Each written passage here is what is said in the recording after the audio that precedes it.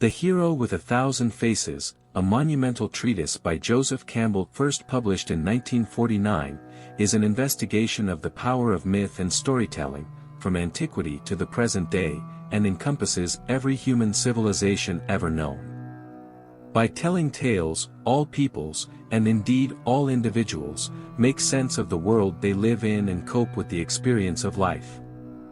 Myths serve as the cornerstone for all human physical and intellectual endeavors, whether religious, economic, social, or cultural, since they inform us who we are and what destinies lie ahead.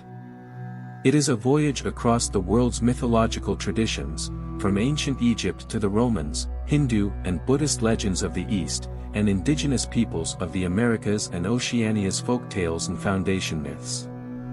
It investigates the basic motifs and story components that comprise the world's mythologies. Despite great differences in distance and time, societies all tell their stories in similar ways, employing the same core mythical template: the hero's journey. The hero's journey myth, which describes the achievements of an exalted character such as a renowned warrior or ruler, is the archetypal myth. However, the hero might also begin as an unknown character of humble roots on the outskirts of society. This hero is frequently born into modest circumstances in a remote corner and is the result of immaculate conception and virgin birth. As a result, he begins with some vital part of the gods already inside him. The hero embarks on a quest to acquire an object or to gain celestial understanding.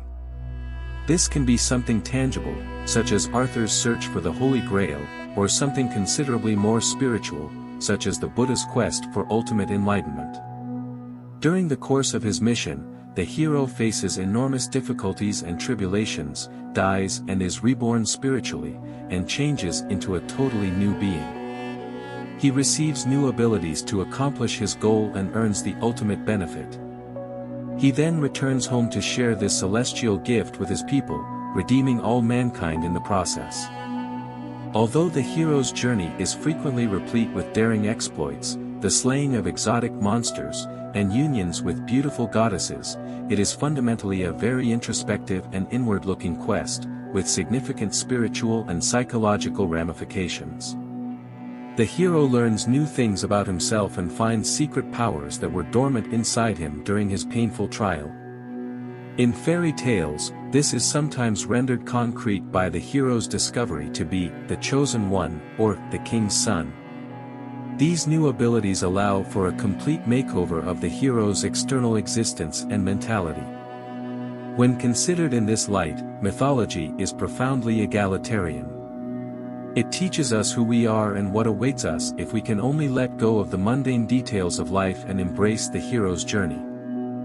Far from being a literary character from long-dead civilizations, the hero represents the enormous heavenly potential inside all of us. The Hero with a Thousand Faces deconstructs this mythical framework even further, and delves into the creation and destruction myths given by civilizations all over the world from before recorded history. Several major elements emerge during the process. Campbell investigates the hypothesis that mythical narratives often have a basic form. Because of the parallels between these stories, Campbell wrote his book, in which he describes the construction of the monomyth. The hero's adventure, he called the archetypal narrative motif. Campbell outlines the monomyth in a well-known phrase from the introduction to The Hero with a Thousand Faces. A hero ventures forth from the world of common day into a region of supernatural wonder. Fabulous forces are there encountered and a decisive victory is won. The hero comes back from this mysterious adventure with the power to bestow boons on his fellow man. The monomyth is mythology's central structure. Separation, initiation, and return are the three rites of passage. From ancient Egyptian myths and medieval Arthurian legend to the folktales of New Zealand's native Maoris, the pattern of the hero's journey usually follows this cycle: a separation from the world he has always known, the quest, gaining some spiritual or otherworldly power, and a return, in which they share the boon of the new power with humanity. Campbell discusses a number of phases or steps along this trip while detailing the elements of the monomyth. The hero's quest begins in everyday life. When he feels a call to adventure, he must leave his mundane surroundings. The hero will pass a guarded barrier with the assistance of a mentor, taking him to a strange world where familiar laws and order do not apply. The hero will next start on a road of challenges, where he will be tested along the way. Allies can occasionally help the hero. As he tackles the agony, he meets the most difficult obstacle of the voyage. The hero will earn a prize, or boon, after successfully completing the task. Campbell's monomyth theory is expanded to include a symbolic death and resurrection. The hero must next determine whether or not to return to the regular world with this blessing. On the way back, the hero meets more challenges. When the hero returns, the boon can be utilized to better the hero's everyday life, which Campbell refers to as the application of the boon. While many myths appear to match Campbell's monomyth model, there is some variation in the presence and sequencing of some of the phases. Still, there is an abundance of literature and folklore that follows the theme of the archetypal tale, paralleling the more general processes of departure, also termed separation, initiation, and return. Departure is about the hero embarking on the mission, including the call to adventure. The term initiation alludes to the hero's experiences that will put him to the test along the route. The return section of the monomyth covers the hero's trip home. The book discusses the hero's journey utilizing Freudian themes common in the 1950s. To give some clarity, Campbell's theory uses a combination of Jungian archetypes, unconscious forces, and rites of passage rituals.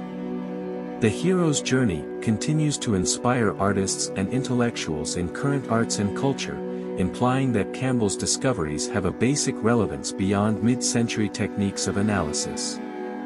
Tribal rites such as birth, initiation, marriage, and burial seek to convert an individual's life crises and actions into traditional, impersonal forms. They reveal him to himself, not as this or that personality, but as the warrior, the priest, the chieftain, while also replaying the ancient lesson of the archetypal phases for the rest of the society. Everyone takes part in the ceremony, regardless of position or function. The entire civilization seems to exist as an indestructible living organism. This is the point at which Narcissus looks into the water and the Buddha sits contemplatively under the tree, but it is not the final aim, it is a necessary step, but not the end. The goal is not to perceive, but to recognize that one is that essence, then one is free to travel in the world as that essence. Furthermore, the world is of that essence as well. The essence of oneself and the essence of the world are the same. Consciousness cannot create, or even forecast, an effective symbol, any more than it can predict or influence tonight's dream. Man is that foreign presence with whom the forces of egoism must grapple, through whom the ego is to be crucified and resurrected, and in whose image society is to be changed. Man understood not as I, but as thou, because no tribe, race, continent, socioeconomic class, or temporal institutions can be the measure of the endless and multifariously marvelous divine existence that is the life in all of us. The contemporary hero, the modern person who dares to answer the call and seek the abode of that presence with whom we must atone for our entire destiny, cannot, indeed must not, wait for his community to shed its slough of pride, fear, justified greed, and sanctified misunderstanding. Be alive as though the day were here, Nietzsche urges. It is society's job to lead and save the creative hero, not the other way around. As a result, every one of us shares the tribulation and bears the cross of the Redeemer, not in the glory of his tribe's great achievements, but in the silences of his own misery.